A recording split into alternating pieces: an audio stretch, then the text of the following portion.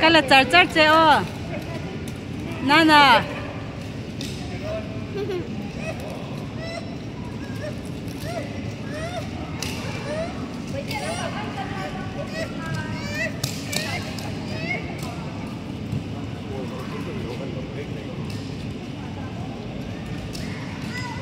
chán tổ lẽ mấy tỷ ra cho nó cứ char char ngay là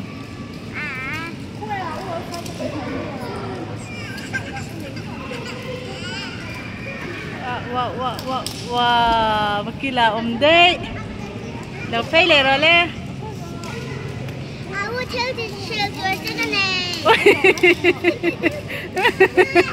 lúc chú sẽ tổ ra mấy áo chú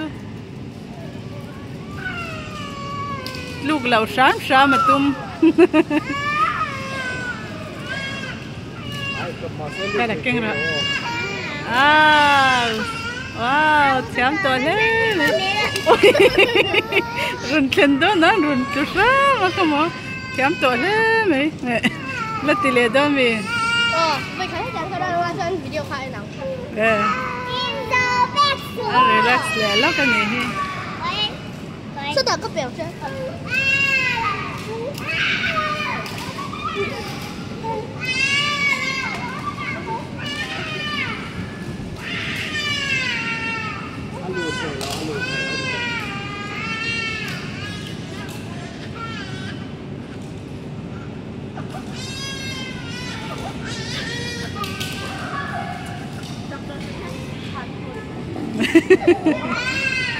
ai ăn chén nó sắp lắm nè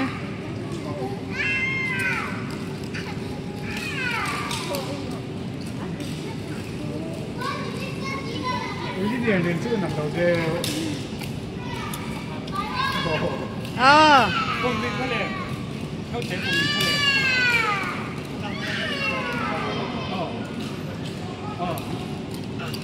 係你嗰度。不是，还是做那个历史课。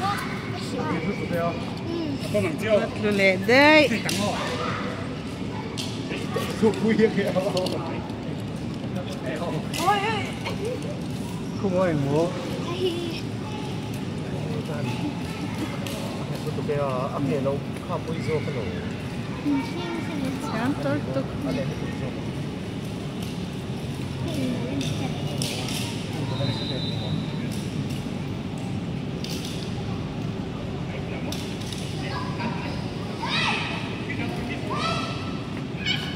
ôi ôi là cái chói mày